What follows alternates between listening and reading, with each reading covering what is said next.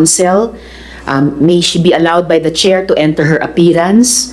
Siya rin po ay magsisilbing translator natin sa mga itetestigo sa atin nung mga bata. The children are also accompanied by social workers and they have parental consent to appear before this committee, Mr. Chair. Mr. Chair, if the council may be allowed to enter her appearance. Yeah, go ahead. You have the floor.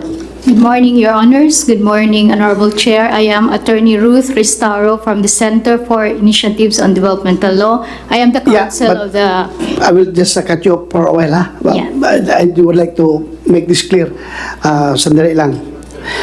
Before we propound questions directed to our minor participants in this Senate inquiry, I would like to make it on record that this committee is dedicated to safeguarding the best interest and rights of our children throughout these proceedings. In collaboration with my esteemed co-chair, Senator Rizal Tiberos, we have adhered to the guidelines outlined by the Department of Social Welfare and Development concerning the involvement of children in inquiries and hearings. It is of utmost importance to us that every aspect of this inquiry prioritizes the well-being and welfare of the minors involved. Please, thank you. Please continue. Thank you, Your Honor. I am Attorney Ruth Ristaro from the Center for Initiatives on Developmental Law. I am here as counsel of the 3 minor children. Thank you. Salamat kaayo, Attorney Ruth. Salamat kaayo, Mr. Chair. Gusto ko munang tawagin si Elias Jane. Jane, ikaw ay 16 years old, tama ba? 15 pa lang po ako. 15 lang. 15 years old ka, Oo Jane. po. Okay. At ikaw ba ay may asawa na? Oo po.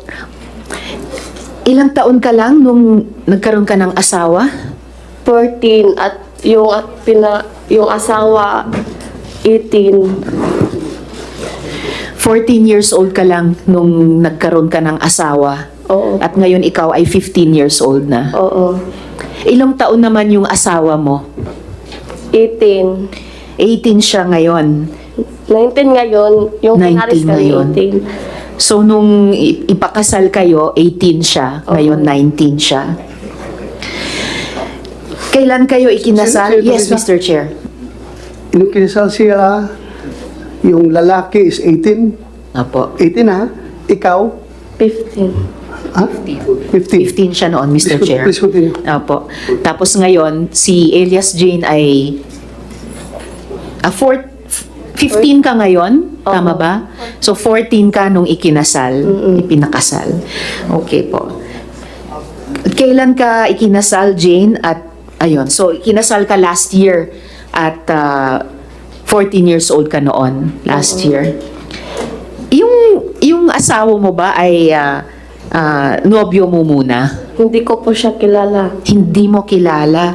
So, paano siya yung naging asawa mo? Pinili ba siya para sa'yo? Oo, ni Senior Aguila. Sino ang pumili ng asawa mo para sa'yo? Si Senior Aguila. Si Senyor Aguila. Ngayon, Jane, ang sabi ni Senyor Aguila at ni Mr. Mamerto Galanida sa kanilang mga interviews, wala naman daw child marriage sa kapihan. Pwede pong i-translate sa aming Of course, paki-translate ang tanong ko, ang pangutana ko, Attorney Ruth. Niingon ko no si Mamerto Galanida nga walay child marriage sa kapihan. Meron, Madam Chair. Mayroon. So, hindi totoo na yung sinabi ni na Senyor Aguila at ni Mr. Galanida na wala namang child marriage. Sabi pa nila, walang seremonya. Sabi daw ni Senyor Aguila, hindi naman daw siya pare. Niingon si Senyor Aguila nga wala ko na seremonya, kay dili man ko na siya pare. Ma'am. Meron, Madam Senator. May seremonya. Yes, Mr. Chair. Unsa man ang seremonya gihimo? Giunsa man paghimo? Paano ginawa ang seremonya? Primero, ipatawag ang mga secretary sa Ipakiangat ang microphone doon sa baba. Okay. ipatawag ang secretary, ipalista ang mga dagag ulitaw, ang mga budget 12 pataas, ang mga laki 18 pataas. Hinja ipatawag ni jag mga budget laki dito sa kubo-kubo na among mo'y idang ko ana magpakasal. Dito ipalinya budget laki. Moingon si Senior Aguila nga, ikaw budget, ikaw laki kamo. Moingon si Jada, pagkahuman ana, dili man mi dili kay ingnon man mi nilang Janet Ahok ug Nursely nga makasa mi og mobalibad kay Ginoo nagay kuno nang ni Paris. Sinong Ahok? Ano pangalan? Janet Ahok. Ha? Janet Ahok. Janet Ahok. Okay, sige. Tapos continue. Pagkahuman pagkahuman sa pagkaminjo na mo paulion mi kay pahibaw among nanay among ginikanan nga naminjo nami magpakuha mig ninang og ninong pagkahuman ana magsayal mi diya magdamig buwak magbaktas. Sandali sandali. Mukhang Senator Risa, hirap yung stenographer natin, hindi maka-cope up. Hinahinay lang ha, hinahinay ka lang storya, tapos attorney, please translate to Tagalog para ma-record ha. Yes, Your Honor. Sige, hinahinay lang. Sige. Okay. Please continue. Yung sinabi niya na sabi niya na unang step daw is ipapatawag yung mga secretaries tapos ililista kung sino ang mga single na lalaki at single na babae. Tapos ang age ng mga babae ay 12 pataas habang sa lalaki is 18 pataas. Tapos si Senior Aguila ang Magpares. Magpapares, sabi, ikaw, paired ka nitong isa. So, hindi daw sila pwedeng humindi dahil Diyos naman daw kasi ang nagsasabi na yun yung pares nila. And then Jane, pagkatapos ng kasal, ano yung susunod na nangyari? Ija may ipakis sa among gipares. Unja, ni among permahan nga mamatuod nga yung sugot mi. Ja, istoryahan mi parties nga ana nga mo na among bana way maka hiwalay namo kanarang kamatajon. Okay. Sabi niya, after sa kasal, ipakis sila, tapos may permahan sila na dokumento. At Anong dokumento yon? So parang marriage certificate? Basta kay gipasign mi adto kami ba na asawa. Oo, pinapasign sila yung husband at wife ng dokumento na yon. Andali. Yes, Mr. Chair. Ang pangutana ko was seremonyas. Nakakita pa kasal sa Katoliko o sa ibang reliyon? Nakakita ka? Barong ang lalaki, ang babae, nakadamit. Tapos, may pare na siya nagkasal. Ikaw ba, gidawat nimo si Kuan nga mamahimo nung bana? Ikaw ba na, ginadawat ba nimo si Jane na mamahimong asawa? Something like that. Pagkahuman, giyon saan na paghihimo sa kasal ba? Seremonyas. Kung ma-recall mo, giyon saan nga seremonyas. How did they do that? Giunsa man ang kanang pamaagi sa pagkasal ninyo? Kanang moingon si Zang nga ikaw baji, ikaw laki ka muna.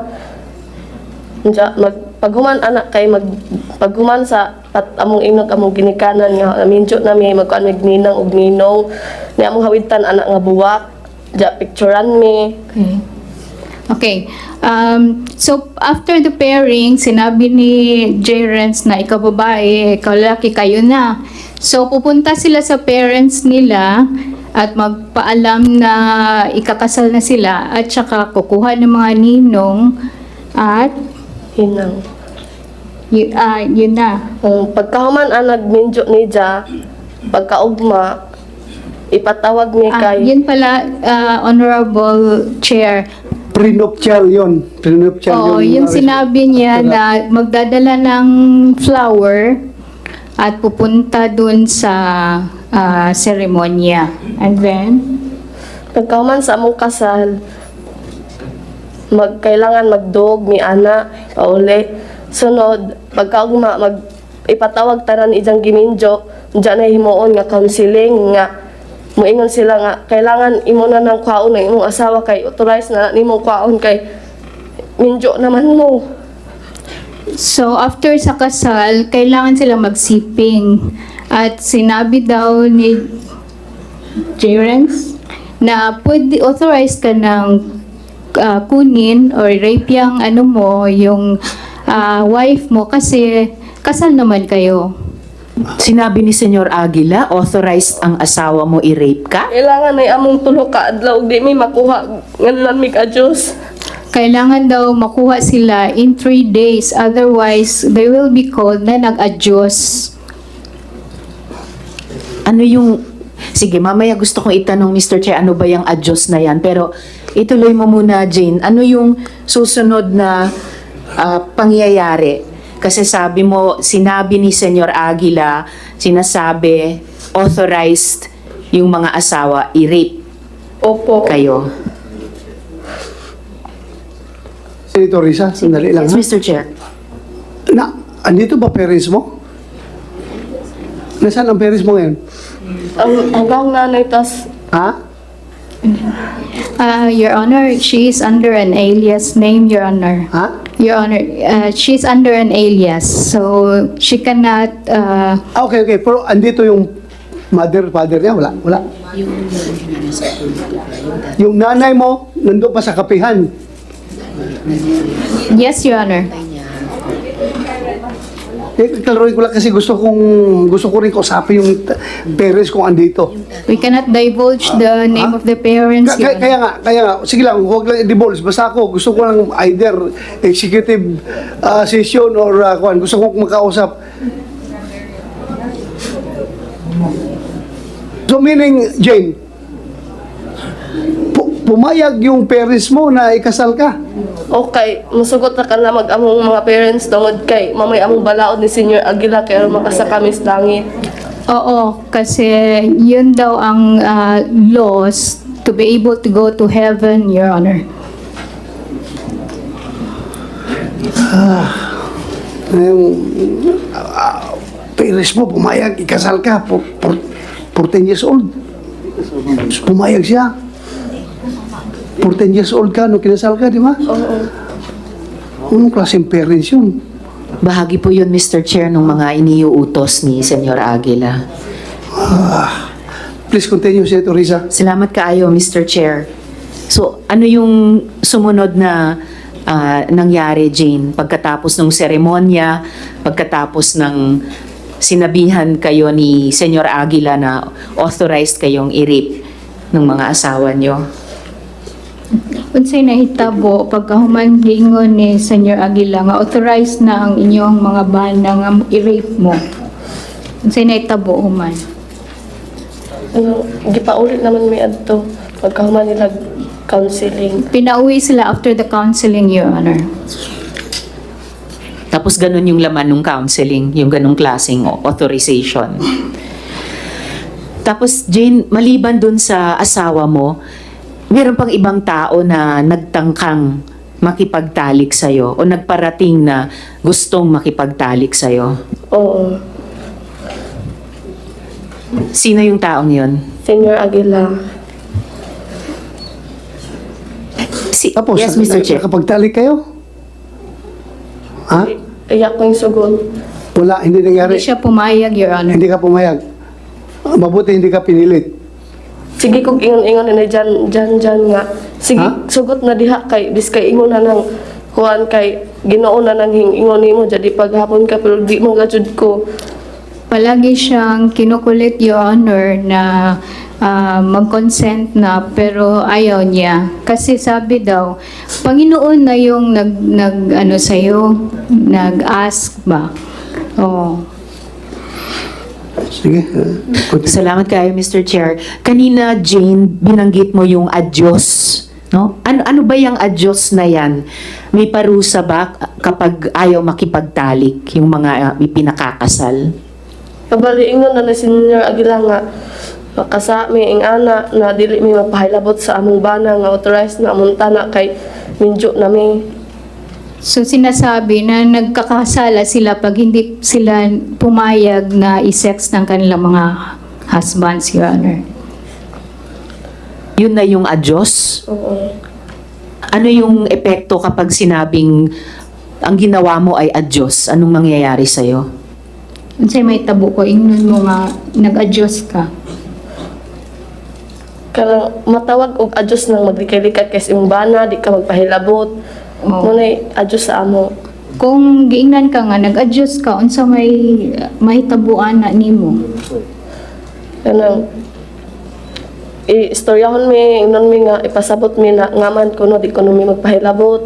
Nga ana na impierno la economic ng ana mi. Kakausapin sila, Your Honor, sasabihin na maimpyerno sila pag hindi sila pumayag. So, kapag hindi nakipagtalik ay pupunta sa impyerno. Jane, sino ba si J. Renz Kilario? Ano ba yung pagkakilala mo sa kanya? Nagpaila siya ang Ginoo nga mo mangluluwas. Nagpakilala siya na siya yung Panginoon at Savior nila, Your Honor. Lumalabas na kapag may rules, yung Panginoon, yung Savior, si Senyor Aguila na nilabag, may parusa. Isa na itong sinabi mong adyos. Meron pa bang ibang mga parusang ginagawa bukod sa adyos? Ug dili mi mosunod sa iyang voluntaryo, mga paksol, i-restricted mis paksol, iruleta, ug kanang padulan. Kung hindi sila susunod, mayroon silang paddle, may ruleta, at restricted, Your Honor. Paddle? Parang paddle ng mga frat, ganon? Sa lubot ka ng kahoy nga kanang rojag pusil gani nga taas, Ah, rifle. parang rifle na kahoy, Your Honor, ihit sa butt ng mga Nakatikim ka ng paddle? Oo. Ilang beses? Kas akatong time nga hinguli ko sa bike kay gigutom ko. Diya pag adto na mas barracks late na day ko sa permission gipadulan kong Sergio Cobillan. So may Sino nagpaddle? Sergio Cobillan. Ha? Sergio Cobillan. Sergio Cobillan. Klaro yung mga, ato na, ang pangalan? Sergio Cobillan daw, Your Honor. Sirenyo? Sergio Cabillan. Cobillan. Mobilyan. Oo. Kumsek, paki-check kung andito ngayon, nandito siya, kung Cobillan na yan. Invited, andito ba? Hanapin niyo, paupuin niyo dyan, yung Cobillan. Continue, Senator Risa. Salamat kayo, Mr. Chair. Ilang beses ka pinadal? Isa. Isang beses, Your Honor. At ano naman yung isang sinabi mong parusa na roleta? Kanang mutalijok sa dawg asa nimo mutugdang ang imong makuha na mga masi-masi, jogging, restricted sa paksol. Parang Asa mo to nung mo to imong buhaton. Parang will, Your Honor, na nandoon yung lista ng lahat ng mga punishments at kung saan mag-stop yung ruleta, yun yung gagawin mo. So sa halip na roleta na meron kang maipapanalo, roleta na yung parusa na gagawin sa iyo. Ano naman yung restriction at ano yung binabanggit mong foxholes? Kanang nastungas lasang nga among bantayan. Kaya may makasod laing So, yung foxhole ay yung isang bahay nga gamay. maliit na bahay sa in the middle of the forest, Your Honor, na kailangan nilang bantayan. Yun yung foxhole. At ano yung restriction na isa pang parusa?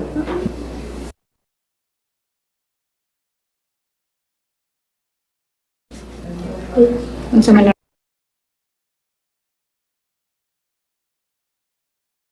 Kas paksol gani nga pila ka semana unja dili ka pwede duolon. Dito ra ka ja white trapal, magdujan ra ka.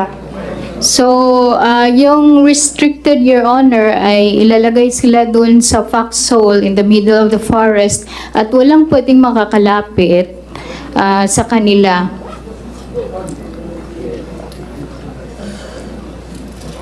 So, sa kabila ng lahat ng itong mga pag-uutos, pagpipilit, pagpaparusa, Jane, nung nasa kapihan ka, nakapag-aral ka ba? Dili pwede na mo eskwela kay gibawal ni Senior Aguila kay makasa ekonomi kay si gani ko no nga Ginoo wa magay ko ng eskwela kami na bahinoong sumusunod ni Dia. So, bawal sa kanila ang pumunta sa eskwela, Your Honor, kasi sabi ni Senior Aguila, siya nga na Panginoon, hindi nga siya nag-aral eh. Sila pa kaya? Oh. So, kung kailangan ko pang itanong, Jane, pero, so bakit mo naisipan na tumakas? Tungod kay sa katong giminjo ko nagipugos ra ko ug dili pwede pa eskwelahon ug kinakapuyan tungod kay na mga masimasi hakot og buhangin, graba, ug mga kahoy, ug dili pwede ka pagawason nila. Ug kanang dagag ulitaw pa ka. Ug pera namo nga mga dagko na mga adult, dili pwede sila mo gawas ug dili check attendance sila sa voluntaryo. So, lumabas siya dahil pinakasal siya, Your Honor. At saka pagod na daw siya sa dami ng kanilang ginagawa. At hindi sila allowed na mag-eskwela, Your Honor. Kahit ako, Jane, adult, napapagod din ako marinig lahat nung pinagdaanan mo. Ano pa kaya ikaw, no, na bata pa hanggang sa ngayon. At sa ngayon, Jane, kasama mo si tatay mo, pero ang nanay mo ay nandoon pa rin hanggang ngayon sa kapihan. Giminjo otro ni Senior Aguila. Yung mother niya ay pinakasal sa iba, Your Honor. Doon ni Senior Aguila. Yung mother mo nakasal sa father mo, pinakasal ni Senyor Aguila sa iba? Paano mo nalaman na pinakasal siya sa iba? Katong pag-praglit-lit na mo progressing, nagpatawag si nanay o katong laki. May flag raising sila doon, Your Honor, na pinatawag yung nanay niya at yung bagong husband niya, yung lalaki. Kay dili ko no pwede o dili mi pares kay di ko no mi kasaka sa arka ni Noe. Hindi daw pwede na walang pares dahil hindi sila makakapasok sa arka ni Noah. Hindi pwedeng walang kapares dahil pag walang kapares, hindi maililigtas. So dapat parang yung mga hayop sa arko ni Noah, dapat pares-pares. Okay. Well, tagang salamat, Jane, ha? Baka mamaya may mga tanong pa sa iyo, pero ngayon pa lang maraming salamat sa pagsasalita mo sa amin. Alang-alang sa sarili mo at sa ibang mga bata pa na tumakas at yung mga maraming bata pa na nando doon. Dagan salamat, Jane, Hindi ko ma-imagine. Jane? Yes, Mr. Chair.